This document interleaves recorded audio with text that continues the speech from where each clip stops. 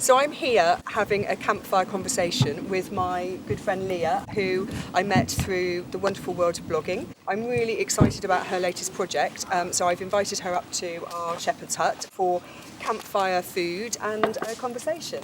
So Lia you might recognise from the Simple Things magazine and also a weekly column in the Telegraph newspaper as well. She's written 9-10 books and is now doing something really brave, is actually crowdfunding a brand new book, a brand new project, which I think is absolutely brilliant. It's the book that I wish I'd written, but I won't witter on. So your new project called The Almanac, Yes.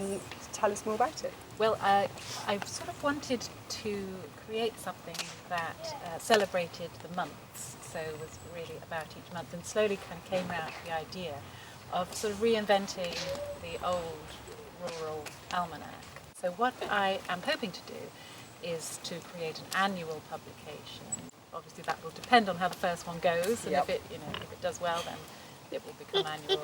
It might just be a one-off, but an annual publication that goes through each month and gives you lots of information that I would like to have at my fingertips. So it's moon phases, sunrise and sunset, king tides and spring tides and neap tides, and the sky at night, what's happening in the sky at night, things like that. And then also woven into that would be things like the festivities of each month and recipes that go with that, seasonal food that's only around at particular times of year, and I hope to talk to producers, and just sort of lots of little things kind of about the world around us, about what's going on around. So really to sort of give a flavour of each month, but plus this sort of practical information that you actually need in order to be outside.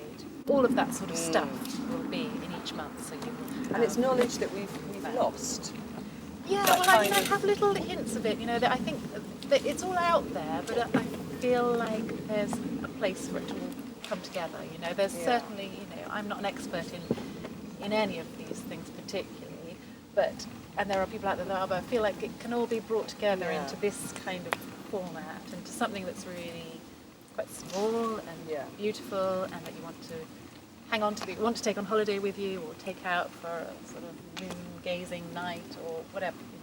Something that sort of brings these little bits of, there's all these little specialisms off, and actually they have a sort of common theme of appreciating the time you're in and what's happening and what's going on. And crowdfunding's quite a new thing. It's quite a big, brave thing to do, and all the cool kids seem to be doing it. How does it work? Essentially, you are buying the book ahead of time, so you're putting your faith in me producing it, saying I like this idea, and I'm going to help make this happen. So if you buy the book now, you're sort of being a patron of the arts, really. There is various levels of rewards that people can go for. They can just put in a tenner and get a digital edition of the book, or 20 quid and get the hard copy, and there will be a special supporters copy which will be different to the one that goes into the shops, which will have special features as a thank you for people having sort of put their faith in this idea. And then there's bigger rewards. You can buy print, some beautiful prints by artist Kath Reed, who is my mum, and there is an allotment party which you are going to be helping out, a launch party, and we've got Mark Diacono coming along and doing cocktails, and Claire Thompson coming along, and we're joined by Stanley, and we have Emma Bradshaw coming along and styling us, and waitressing, of course. You're an expert now. So there's that. I'm offering to give a talk to garden groups, and there's a higher level for patrons, for businesses if they want to have their name on the frontispiece.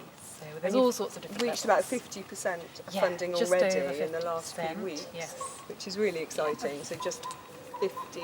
Just 50%. Yeah. And have you set yourself a deadline to achieve that? No, they don't particularly set a deadline. Unbound, who is the people I'm doing it through, they don't particularly set a deadline. I think if it sort of grinds to a halt, then eventually they would sort of go. But you've had great support, and even Nigel Slater has donated. Nigel Slater has donated. His name just popped up late one night. That's so so it humbling. seems to be catching people's imagination in a nice way. you, Lia. Lovely My to talk pleasure. to you. Thank you for having me.